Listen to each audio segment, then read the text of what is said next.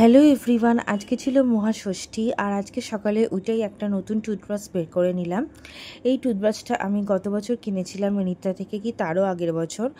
আর এই দুটো রেখে দিয়েছিলাম, তো ভাবছিলাম রেড কালার না গোল্ডেন কালারটা ইউজ করব। ফাইনালি গোল্ডেন কালারটা বের করে নিয়েছিলাম। ব্রাশটা ছিল এক্সট্রিমলি সফট, বাট টিথের কর্নারগুলোতে পৌঁছচ্ছিল না, যেটা একটা চিন্তার ব্যাপার। দেন আমি ফার্স্ট ঠাকুর দেখতে বেরোই, সেটা হচ্ছে বেতর মোড়ে। আবর্তন ছিল এর থিম।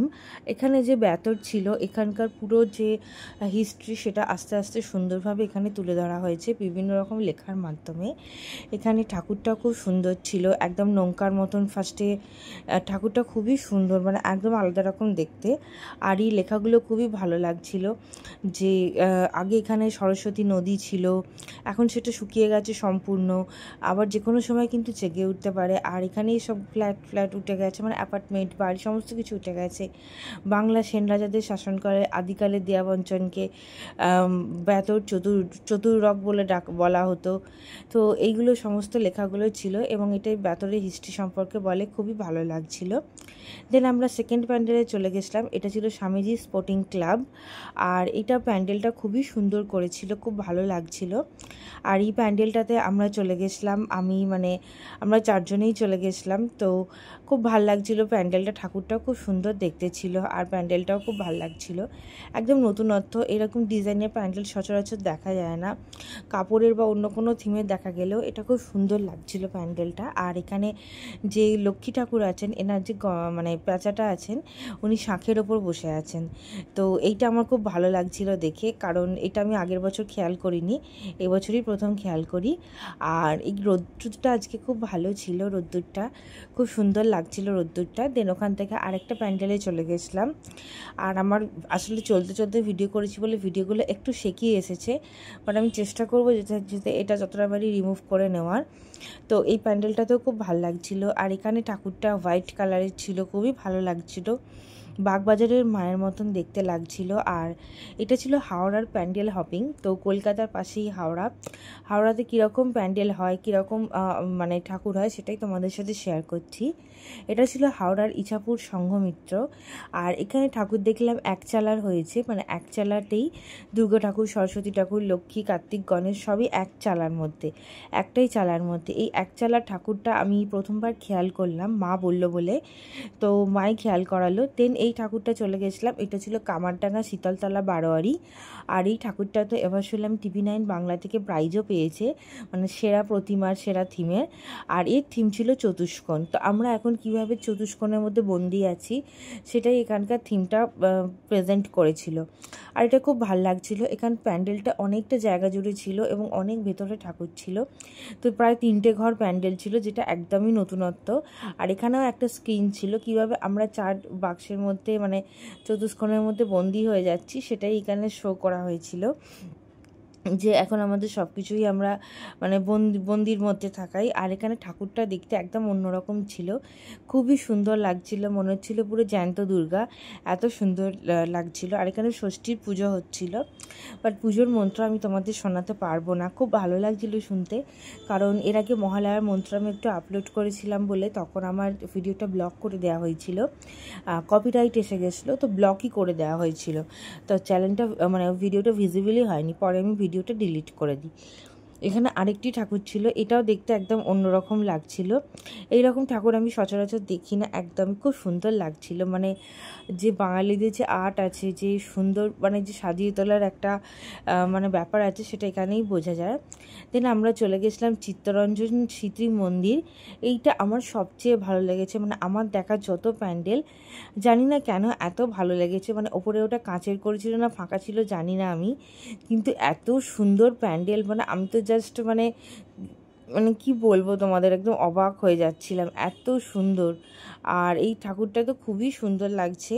ঠাকুরটার পাশে আর একটা ছোটো করে মাটির দুর্গা করা হয়েছে, ওখানেও পুজো হচ্ছে। আর এই ঠাকুরটা মেন আছে, তো এটা খুবই সুন্দর লাগছিল, একদম খুব ভালো লাগছিল। আর আজকে সব জায়গাতেই পুজো হচ্ছিল। বেরিয়ে আমরা যে টোটোটা ভাড়া করে যাচ্ছিলাম, ওই টোটোটা হারিয়ে গেছিলো, টোটোটা খুঁজে পাওয়া যাচ্ছিল না অ্যাকচুয়ালি। আর আমি কারণ খুব ভিড় ছিল বাইরেটা, এত ভিড় দিচ্ছিল, কোনো টোটো দাঁড়াতেও পারছিল না। আর এখন তো 2 চাকাগুলো জানোই যেখানে সেখানে ঢুকে যায়, তো খুবই অসুবিধা হয় বাইকগুলো। আর এখানকার বাজারের আমি একটু ভিডিও নিচ্ছিলাম, খুব ভাল লাগছিল, পুরো গ্রাম্য পরিবেশ লাগছিল, অন্যরকম লাগছিল।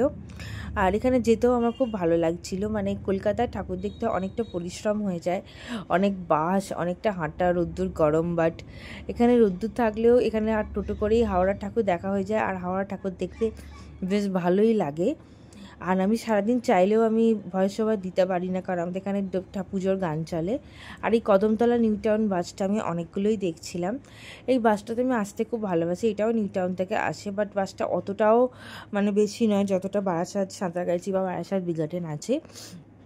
এই প্যান্ডেলটা দেখো, এটা খুবই সুন্দর লাগছিল, এটা একদম মানে অন্যরকম লাগছিল। এটা সামনে একটা ময়ূর করা ছিল এরকম, তো মানে পাখির মতন করা ছিল, এটা খুব সুন্দর লাগছিল। আর এই সামনে দাঁড়িয়ে ছবি তুললেও খুব সুন্দর লাগছিল। এরকম প্যান্ডেল হপিং করতে তো আমার প্রচণ্ড ভালো লাগে। তোমাদের কাদের এরকম প্যান্ডেল হপিং করতে খুব ভালো লাগে অবশ্যই আমাকে জানিও। প্রত্যেকটা জিনিসই খুব সুন্দর লাগছিল। সব ঠাকুরের নাম আমার নিয়ে ওঠা সম্ভব হয়নি।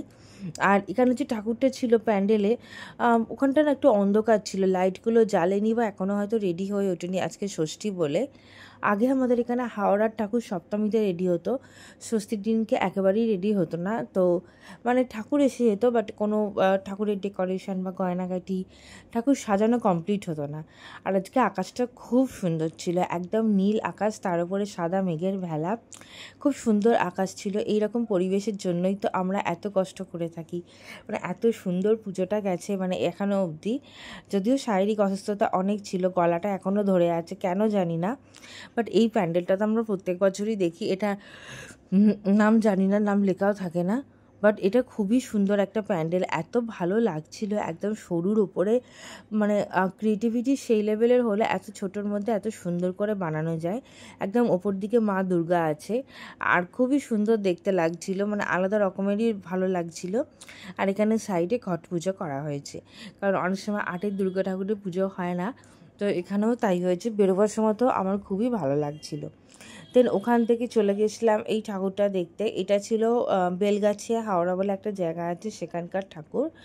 তো এই ঠাকুরটা আমার বেশ ভালোই লাগলো। আর এখানে তো প্যান্ডেলটাও বেশ সুন্দর লাগলো, হাঁসফাঁস করেছে। আর এটা আর দুদিক দিয়ে এন্ট্রি ছিল, তো আমরা নিচে দিয়ে এন্ট্রি নিয়েছিলাম। আর প্রত্যেক বছর তো ওখানে এন্ট্রি হয়ই না, মানে নিতে পারি না। এটা ছিল মধ্য হাওড়া শিশির দুর্গোৎসব। এখানে খুব সুন্দর একটা নজরুল গীতি গান চলছিল, তো সেই গানটাও এগেন যদি আমি আপলোড করি তাহলে ভিডিও ব্লক হয়ে যাবে, তো ভিডিও ভিজিবিলি থাকবে না। তো আমি ভিডিওটা মানে গানটা আপলোড করতে পারিনি, বাট ওই গানটাই পুরো মনটা ভালো করে দিচ্ছিল, খুবই ভালো লাগছিল। এটা এত ভালো লাগছিল, মানে আলাদা লেভেলেরই ভালো লাগা যাকে বলে সেই রকম ছিল এটা। তো এখানটা খুব সুন্দর ছিল, মানে ঠাকুরটা যেরকম দেখতে সুন্দর হয়েছে তেমনি প্যান্ডেলটাও একদম অভিনব ছিল। এরকম প্যান্ডেল আমি গত বছরও দেখিনি, বা এটা একদমই নতুন, খুবই সুন্দর লাগছিল। আর আশা করি তোমাদেরও খুব ভালো লাগবে। যদি ভিডিওটা ভালো লেগে থাকে চ্যানেলটাকে সাবস্ক্রাইব করে দিও। ভিডিওটা একটু কলকাতার মানে দুর্গাপুজো হিসেবে যদি দেখতে চাও মন দিয়ে তো দেখতে পারো, খুবই ভালো ভিডিও। আর আমি যতটা পেরেছি ভিডিও করার চেষ্টা করেছি। এখানে কালারগুলোও খুব সুন্দর ছিল, কালার কম্বোটা আমার সবচেয়ে বেশি ভালো লাগছিলো। আর এই যে সানগ্লাসটা আছে এটা আমার পাওয়ার দেওয়া আছে, ওই জন্য আমি এটাই পরি। বাইরেটাও খুবই সুন্দর লাগছিল, সুন্দর করে সাজানো, খুবই সুন্দর। এটা আরেকটা ঠাকুর ছিল, তো এখানে রামকৃষ্ণদেব ছিল, সারদা মা ছিল, এটা ছিল বন্ধনী ব্যায়াম সমিতি। আর এখানে ঈশ্বরচন্দ্র বিদ্যাসাগরও ছিলেন, অনেকটা নেতাজি সুভাষচন্দ্র বসুও ছিলেন। বাট আমার ঈশ্বরচন্দ্র বিদ্যাসাগরকে এই জন্য আমার খুব মানে শ্রদ্ধা নিবেদন করি, সমস্ত মনীষীকেই করি, বাট এনাকে আলাদাভাবে করি, কারণ এনার জন্যে আমরা মেয়েরা যে আজকে শিক্ষিত ভারতবর্ষে, সেটা শুধুমাত্র ঈশ্বরচন্দ্র বিদ্যাসাগরের জন্য। তাই ওনাকে আমি আলাদাভাবে স্পেশাল খুবই সম্মান করি। আজকে যে আমি যেটুকুনি পড়ালেখা জানি, সামান্যতম যেটুকুনি লিখতে পারি, সেটা সব কিছু ওনার জন্যই, ঈশ্বরচন্দ্র বিদ্যাসাগরের জন্যই। তো উনি আমার জীবনে, আমাদের সকল মহিলাদের জীবনের সবচেয়ে বড় গুরু, এবং ওনার প্রতি কৃতজ্ঞবোধ আমাদের সারা জীবন থাকা উচিত। এরপরে ওলাবেবি তলায় চলে এসেছিলাম, এটা আমাদের হাওড়ার একদম কাছেই।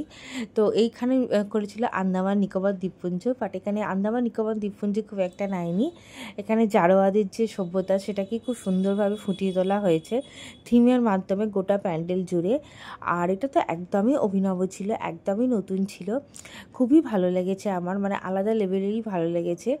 গোটা প্যান্ডেল জুড়ে যে আদিবাসী জঙ্গলটা হয় আন্দামানের, ওটাই করা হয়েছে। আর ওদের একটা টোনে মিউজিকও চলছিল। আমি যদি পারি সেই ভিডিওটা আলাদা করে শর্টসে আপলোড করব, যদি কপিরাইট না পড়ে তাহলে তোমরা দেখতে পাবে। মিউজিকটা এত ভালো লাগছিল, পাগল করা মিউজিক, মানে কিছু বুঝতেও পারছি না ওদের ভাষা, বাট মিউজিকটা এত সুন্দর লাগছিল। আর ঠাকুরটা তো এখানে খুবই সুন্দর হয়েছিল। এখানে ওরা কীভাবে, মনে হচ্ছে এটা বলি দিচ্ছে কিছু একটা, তো কীভাবে ওরা সমস্ত কিছু করতো সেগুলোকেই ভালো করে ফুটিয়ে তোলা হয়েছে, খুব সুন্দর লাগছিল। অনেকটা জায়গা জুড়ে প্যান্ডেল হয়েছিল, সিঁড়ি দিয়ে উঠতে হচ্ছিল, ওঠার পরে এখান দিয়ে নিচে ঠাকুরটা দেখা যাচ্ছিল। ঠাকুরের মুখ নিয়ে তো কোনো কথাই হবে না, ঠাকুরটা তো সবচেয়ে সুন্দর হয়েছে, চোখ মুখটা আঁকা, গোটা প্যান্ডেলে গামছা দিয়েও ডেকোরেট করা হয়েছে। তো এইসব ইউনিক ভাবনাগুলো শুধুমাত্র কলকাতার দুর্গাপুজোতেই তোমরা দেখতে পাবে, কলকাতা বা হাওড়া যে কোনো দুর্গাপুজোতেই তোমরা দেখতে পাবে। আর এখানে তো আজকে আকাশটা তো মানে বলার মতন সুন্দর, রোদ্দুর, একদম সাদা মেঘ, সোনালি মেঘ, এটা একদম এত সুন্দর লাগছিল, আকাশটা খুবই ভালো লাগছিল, বারবার আমার রেকর্ড করতে ইচ্ছা করছিল। আর এরপরে যে ঠাকুরটা দেখলাম, এই ঠাকুরটার আমি থিমটা তো জানি না, বাট যেহেতু আমি সানগ্লাসটা পরেছিলাম খুব অন্ধকার লাগছিল, খোলার পরেও মাইনাস পাওয়া হয় খুব একটা বুঝতে পারছিলাম না, কিন্তু আবার সানগ্লাসটা পরে নিয়েছিলাম। এই ঠাকুরটাও খুব সুন্দর ছিল। আর এটা ছিল আমাদের লাস্ট ঠাকুর অথবা লাস্টের আগের ঠাকুরটা, এটা খুবই সুন্দর ছিল। এরা প্রতি বছর খুব ভালো ভালো থিম করে, বাট এবছর ঠাকুরটা খুব দেখতে সুন্দর হলেও প্যান্ডেলটা মনে হচ্ছে অতটাও ভালো লাগছিল না। আর অন্যবারে যে কী ঠাকুর করে, মানে অন্যবারে যে কী মানে থিম করে সেটা আমি এখন মনে করতে পারছি না, কিন্তু প্রত্যেকবারই খুব ভালো করে, এবারে থিম সে তুলনায় ভালো লাগেনি আমার। আর তারপরে আমরা টোটো করে বাড়ি চলে এলাম। আর টোটো আমাদের নিয়েছিল পার আওয়ার 200 না 250 টাকা করে। আর বাড়িতে এসে খেলাম 2 রকমের তরকারি, পাঁপড়, চিকেনের ঝোল, ডাল, ভাত, চাটনি, আলু ভাজা। তো এই সবগুলোই অর্ডার দেওয়া হয়েছিল বাইরে থেকে, মানে হোটেল থেকে আনানো হয়েছিল, বাট আমি 2টো তরকারি খাইনি, শুধু চিকেন আর বাকিগুলো খেয়েছিলাম। Subscribe for more.